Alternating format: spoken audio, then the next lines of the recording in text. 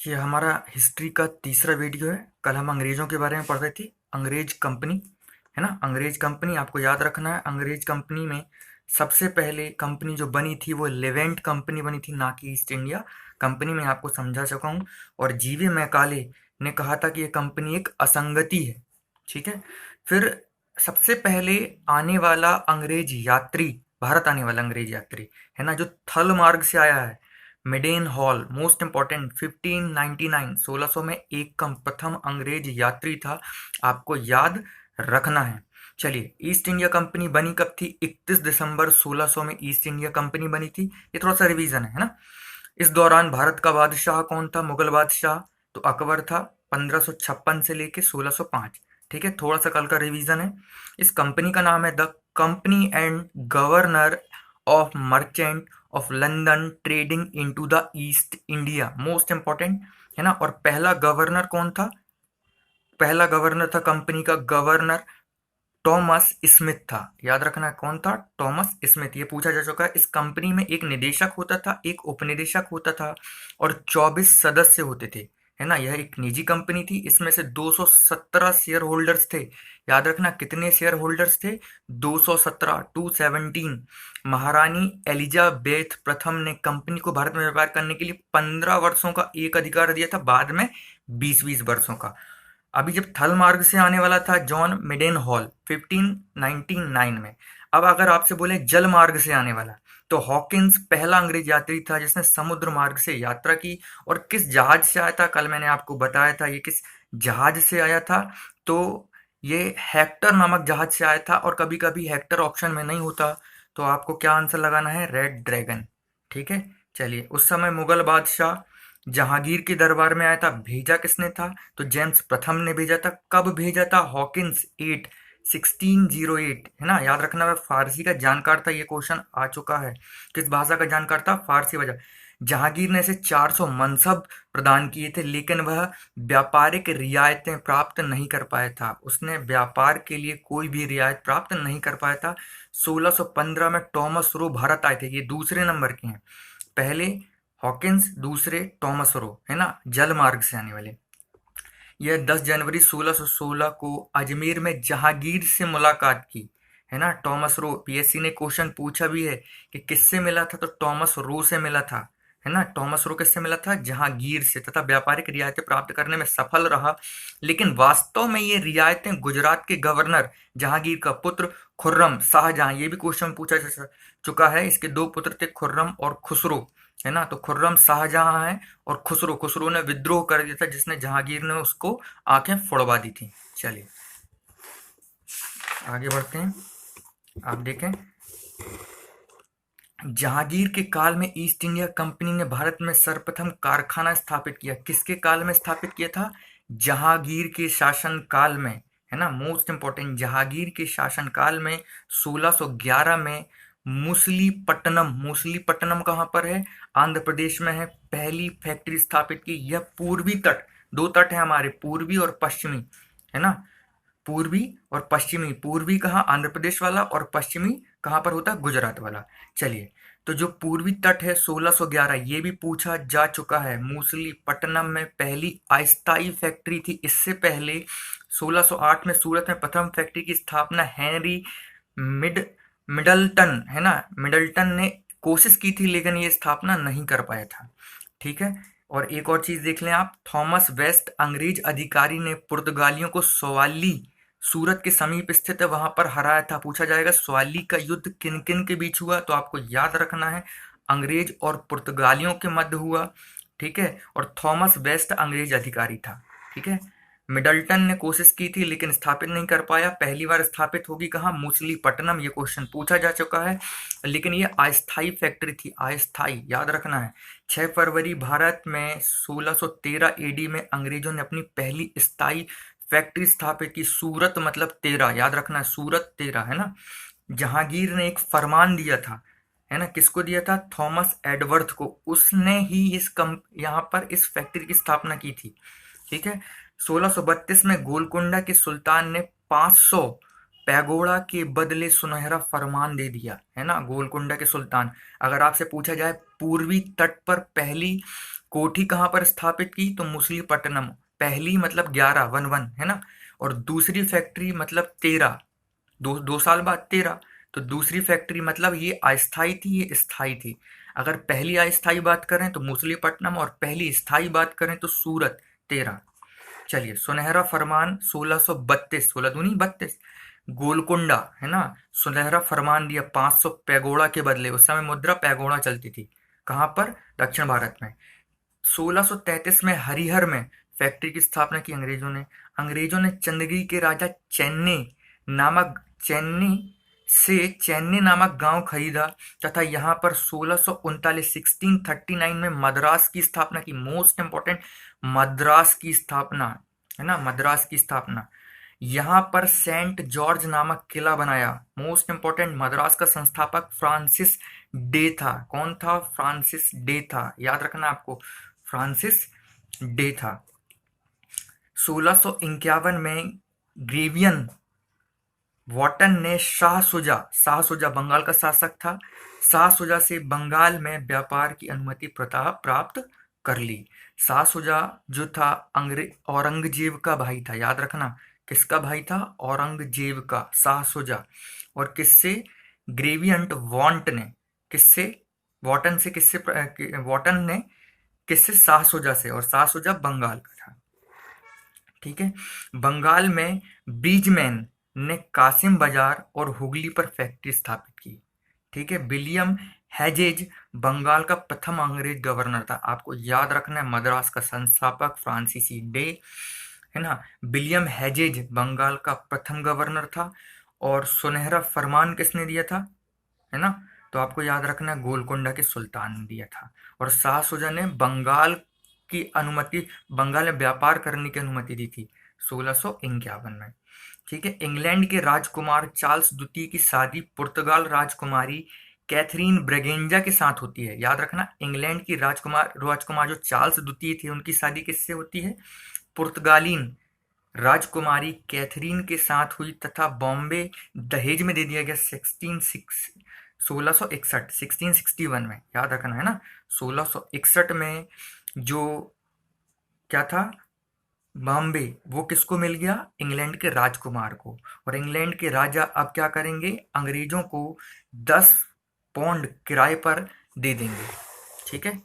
चलिए, तो इस प्रकार इनको बॉम्बे भी मिल जाता है। कासिम बाजार की फैक्ट्री के प्रमुख जॉब चारनॉक थे, है ना, ने अंग्रेजों के व्यापार केंद्र के लिए हुगली के स्थान पर सूतानुती अथवा सुतनौती, है ना, कलकत्ता का एक स्थल है, को चुना। इस तरह 1690 में उसने अंग्रेज बस्ती के रूप में कलकत्ता की स्थापना की, है ना। तो आपको याद रखना है, जॉब चारनॉक ने कलकत्ता की स्थापना की और हुगली के स्थान पर सुतानुती की स्थापना की थी।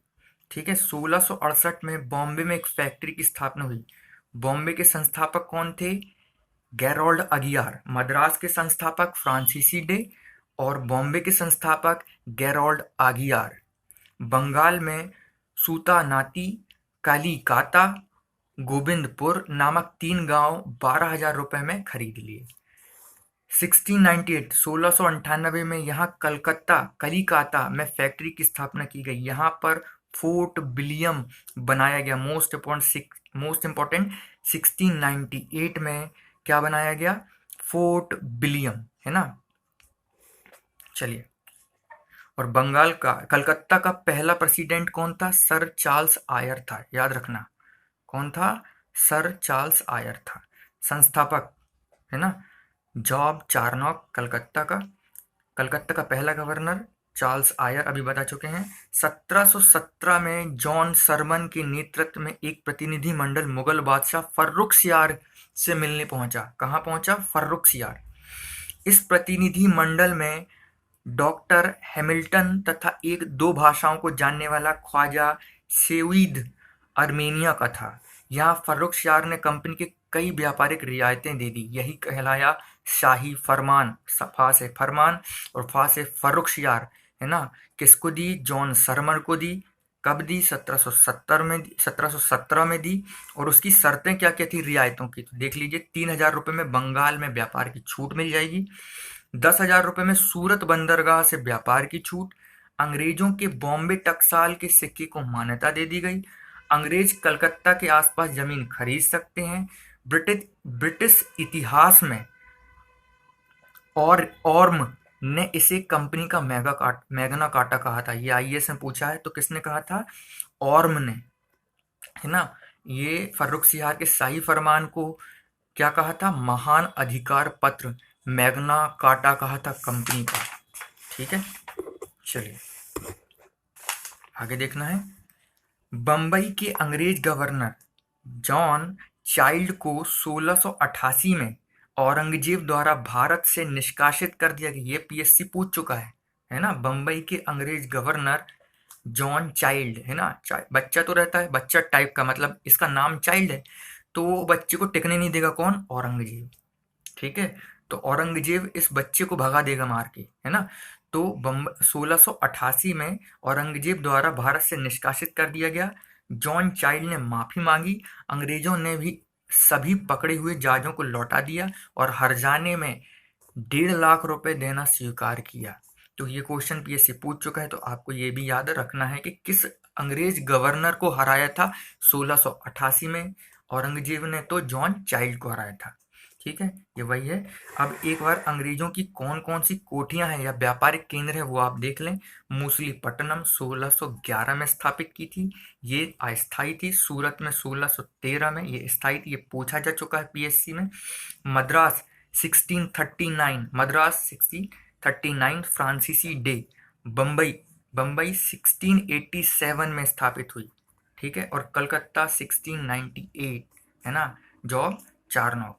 इसके बाद डेनिश आएंगे। डेनिश, बस एक ही लाइन है डेनिश का, क्योंकि कुछ ज़्यादा पूछा नहीं गया है। 1616 में डेनिश ईस्ट इंडिया कंपनी की स्थापना हुई। मुख्य केंद्र श्रीरामपुर बंगाल में था। इनका याद रखना है, श्रीरामपुर बंगाल में था। 1620 ईस्वी में अपनी पहली फैक्ट्री तंजौर जिले के ट्रांकेबोर में स्थापित की थी इन्होंने। अगली जो कंपनी है वो है फ्रांसीसी कंपनी, मोस्ट इंपॉर्टेंट फ्रांसीसी कंपनी, है ना। फ्रांसीसी लुई 14वां यहाँ का राजा था और उसका कथन था मैं ही राज्य हूँ, है ना। ये आपको याद रखना है, मैं ही राज्य हूँ। 1664 में 1664 में फ्रांसीसी ईस्ट इंडिया कंपनी की स्थापना हुई। याद रखना है आपको, फ्रांसीसी ईस्ट इंडिया कंपनी याद रखना है ना। 64 मतलब फ्रांसीसी ईस्ट इंडिया कंपनी। यह कंपनी राजा लुई 14वें के वित्त मंत्री कोलवर्ट ने बनाई। याद रखना है, अगर फ्रांसीसी कंपनी का संस्थापक पूछा जाएगा तो आपको याद रखना है कोलवर्ट ने की थी। यह कंपनी एक सरकारी कंपनी थी। मोस्ट इंपॉर्टेंट पूछा गया है, कैसी कंपनी थी? सरकारी कंपनी थी। 1668 में सूरत में पहली फैक्ट्री स्थापित की फ्रांसीसियों ने। फ्रांसीसी मतलब सूरत। ठीक है, चलिए सूरत में। और ये फैक्ट्री स्थापित करने वाला फ्रैंको कैरो था, है ना, फ्रैंको कैरो। 1669 में मूसलीपट्टनम में फैक्ट्री की स्थापना की। 1673 में पौंडीचेरी गांव खरीदा। मोस्ट इंपॉर्टेंट पौंडीचेरी, जिसे आज हम पुडुचेरी के नाम से जानते हैं, पौंडीचेरी की स्थापना की। ठीक है, यहाँ पर फोर्ट लुई की स्थापना हुई। फोर्ट मतलब यहाँ पर किले की स्थापना हुई। और पौंडीचेरी की स्थापना करने वाला फ्रैंकवा मार्टिन था, है ना। कौन था? फ्रैंकवा मार्टिन। 1673 पहले एक गांव था, फिर इन्होंने अपना स्थान बना लिया। फ्रांसीसी गवर्नर डुप्ले के समय में फ्रांसीसी प्रभुत्व की स्थापना हुई। प्रभुत्व मतलब अपनी शक्ति की स्थापना हुई। फ्रांसीसी शक्ति की स्थापना ड्यूप्ले, मोस्ट इंपॉर्टेंट ड्यूप्ले। 1674 में बंगाल में चंद्रनगर नामक गांव खरीदा। यहाँ पर 1690 से 92 के दौरान फैक्ट्री की स्थापना हुई। ये कभी नहीं पूछा जाएगा।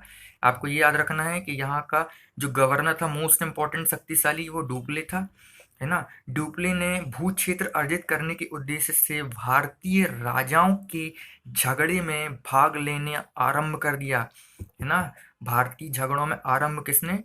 डुप्ले ने कर दिया। ठीक है, चलिए अब बात करेंगे अगली जो कंपनी बची है लास्ट, है ना, स्वीडिश कंपनी। 1731 में ईस्ट इंडिया कंपनी की स्थापना, स्वीडिश ईस्ट इंडिया कंपनी की स्थापना हुई। लास्ट यही थे, बस एक ही लाइन है। अब अंग्रेजी फ्रांसीसी संघर्ष, मोस्ट इंपॉर्टेंट। उससे पहले अंग्रेजों और फ्रांसीसियों के बीच कौन कौन सी युद्ध और संधियां हुई हैं वो एक चार्ट के थ्रू मैंने बताया है। प्रथम कर्नाटक युद्ध है ना, अंग्रेजों के बीच हुआ था। 70 डिटेल से पढ़ने वाले हैं। 1746 से 48 तक चला, और इस जो युद्ध है वह एक्स ला चैपल की संधि से समाप्त हुआ। और ये एक्स ला चैपल की संधि 1748 में हुई थी। सेंट थोमे का युद्ध 1748 फ्रांसीसी सेना और नवाब अनवरुद्दीन के बीच हुआ। द्वितीय कर्नाटक युद्ध 1749 है ना, 1449 से लेकर 1749 से लेकर 1754। यह निर्णायक युद्ध था और पौंडीचेरी की संधि से समाप्त हुआ 1755 में। ठीक है। अंबूर का युद्ध 1749।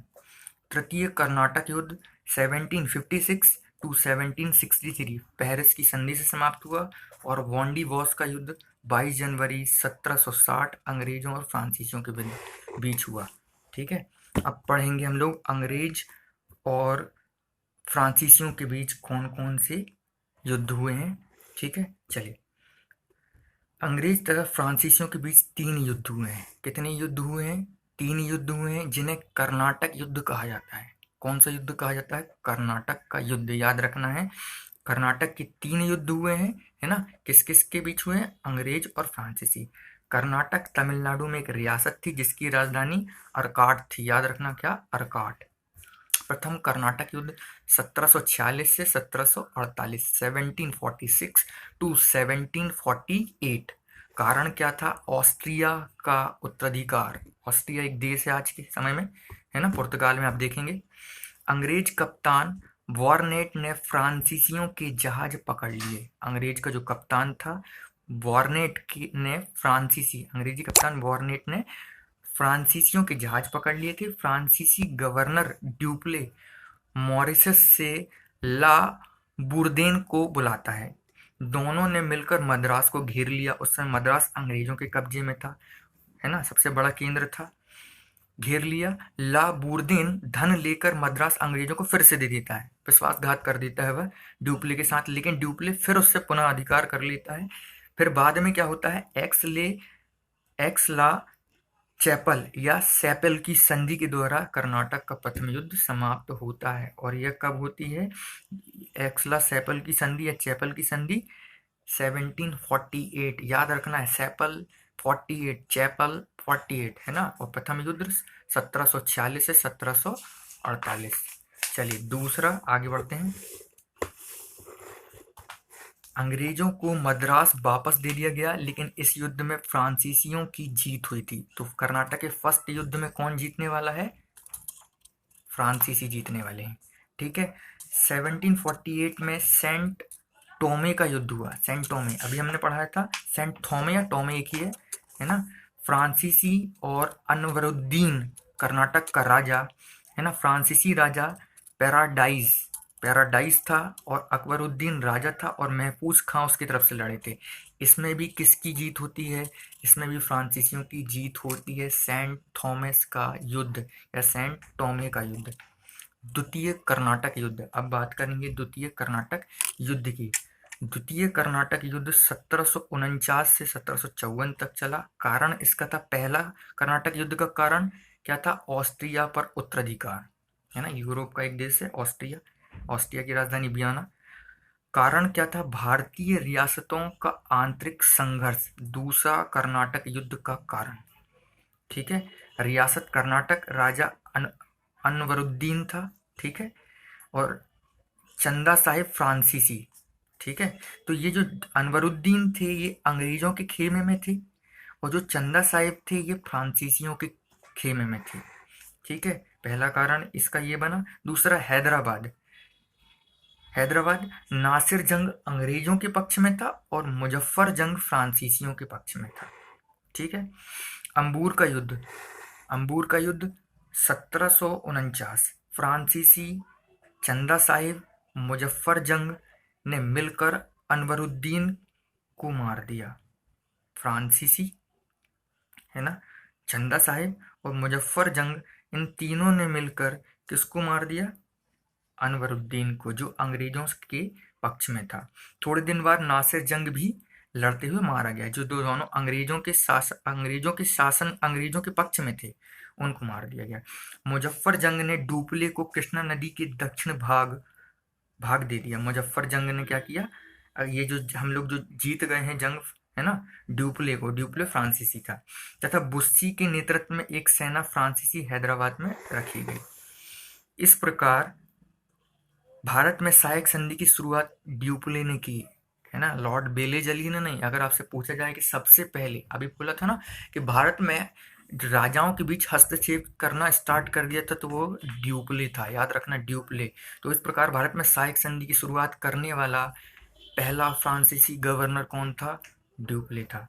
कालांतर में इसे अंग्रेज गवर्नर जनरल बेलेजली ने आगे लागू किया, इसी को देखकर लागू किया था। ठीक है, तो आपके सबसे पहले सहायक संधि की शुरुआत किसने की? तो ड्यूप्ले ने शुरू की।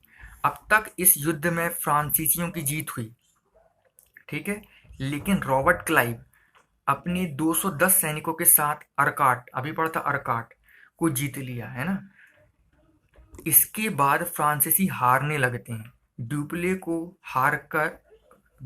हराकर जो रॉबर्ट क्लाइव था, हराकर गुंडेहू को नया फ्रांसीसी बना दिया, हटाकर, सॉरी, हराकर नहीं, ड्यूप्ले हार जाता है तो ड्यूप्ले को हटाकर गुंडेहू को नया फ्रांसीसी गवर्नर बना दिया गया। गुंडेहू ने अंग्रेजों से पौंडीचेरी की संधि कर ली। पौंडीचेरी की संधि अभी चार्ट में पढ़ा था हमने, पौंडीचेरी की संधि कर ली, है ना, और ये द्वितीय कर्नाटक युद्ध समाप्त हो जाता है यहाँ पर। चलिए, तीसरा कर्नाटक युद्ध 1756 से 1763, ठीक है। कारण था कनाडा पर अधिकार करने के लिए इंग्लैंड और फ्रांसीसियों के बीच 7 वर्षीय युद्ध होता है ना। पहला जो युद्ध हुआ था वो ऑस्ट्रेलिया के उत्तराधिकार पर था, दूसरा भारतीयों के आंतरिक मामलों पर हस्तक्षेप था, और तीसरा कनाडा। फिर उसके बाद कारण ये तीसरा कर्नाटक युद्ध चल रहा है। अब बॉन्डीवॉर्स का युद्ध अंग्रेज और फ्रांसीसियों के बीच हुआ, ठीक है। और बेदरा का युद्ध किन किन के बीच हुआ था? अंग्रेज और पुर्तगालियों के बीच में, अभी पढ़ा था पहले पीछे, ठीक है। चलिए, तो अंग्रेज और फ्रांसीसियों के बीच हुआ था, ठीक है। आयरकूट में हुआ। फ्रांसीसियों के खेमे में जो पाली था और बूसी था, बूसी अपन ने पढ़ा था। इस युद्ध में फ्रांसीसी निर्णायक रूप से हार गए। बॉन्डीवॉर्स के युद्ध में अंग्रेजों ने पौंडीचेरी पर भी अधिकार कर लिया।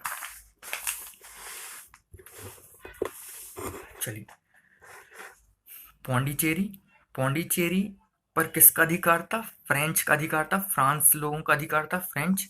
गोवा पर पुर्तगालियों का अधिकार था। ये जोड़ी जमाने आएगी, यूपीपीएससी, आईएएस, एमपीपीएससी और राजस्थान पीएससी, किसी भी पीएससी में पूछ सकते हैं। तो पौंडीचेरी पर किसका अधिकार था? फ्रेंच का था। गोवा पर पुर्तगीज का अधिकार था। ट्रेन के बार, है ना, डेनिश, अब भी पढ़ा था अपन ने, और सद्रास, डच। तो ये आपको 4 जोड़ी मिलाने के लिए दिया जाएगा। पेरिस की संधि के द्वारा युद्ध समाप्त हो गया, तीसरा कर्नाटक युद्ध। चंद्रनगर को छोड़कर शेष बस्तियां फ्रांसीसियों को वापस लौटा दी गई। 1693 में डचों ने पौंडीचेरी पर कब्जा कर लिया था, लेकिन बाद में रिजविक समझौता द्वारा पौंडीचेरी पुनः किसको दे दिया जाता है? फ्रांसीसियों को। पौंडीचेरी के पास फोर्ट सेंट डेविस एक अंग्रेजी बस्ती थी। कुछ इंपॉर्टेंट युद्ध हैं जो मैं आपको चार्ट के थ्रू बताना चाहता हूँ। सवाली का युद्ध अंग्रेज अधिकारी टॉमस बेस्ट और पुर्तगालियों के बीच हुआ, याद रखना है आपको। सवाली का युद्ध अंग्रेज अधिकारी टॉमस बेस्ट और पुर्तगालियों के बीच। बेदरा का युद्ध 1759, है ना, 1759 अंग्रेजों ने डचों को हरा दिया। किसको हरा दिया? अंग्रेजों ने डचों को हरा दिया। किसको हरा दिया? अंग्रेजों ने डचों को। और वॉन्डीवॉर्स का युद्ध 22 जनवरी 1760 अंग्रेजों ने फ्रांसीसियों को हरा दिया। मैंने अभी धोखे से पुर्तगाली बोल दिया होगा, सॉरी उसके लिए। अंग्रेजों ने किसको हराया था बेदरा के युद्ध में? डचों को हराया था। अंग्रेजों ने फ्रांसीसियों को हरा दिया था, है ना, बॉन्डीवॉर्स के युद्ध में आयरकूट के नेतृत्व में। तो अब इससे लेकर जितने भी फैक्ट हैं वो मैं अगली क्लास में कंप्लीट कर दूंगा। जितने भी हमारे विदेशी यात्री आए हैं, बस जस्ट एक पेज है, कुछ डेट याद रखना है, वो मैं अगली क्लास में कंप्लीट कर दूंगा। तो इसमें हमारा जो फर्स्ट चैप्टर है ना, भारत में यूरोपीय कंपनियों का आगमन, यहाँ खत्म हो जाता है। इसके कुछ क्वेश्चन जो आए हुए हैं और कुछ फैक्ट वो मैंने जो पढ़ाया आपको डिटेल्स है ना, वो मैं आपको अगली क्लास में बता दूंगा। तो यहाँ पर एक चैप्टर हमारा ख़त्म होता है। अब हम मुगल उत्तराधिकारी पढ़ेंगे अगली क्लास में, है ना। पहले इसके कुछ फैक्ट देख लेंगे, उसके बाद मुगल उत्तराधिकारी। चलिए, ओके, धन्यवाद।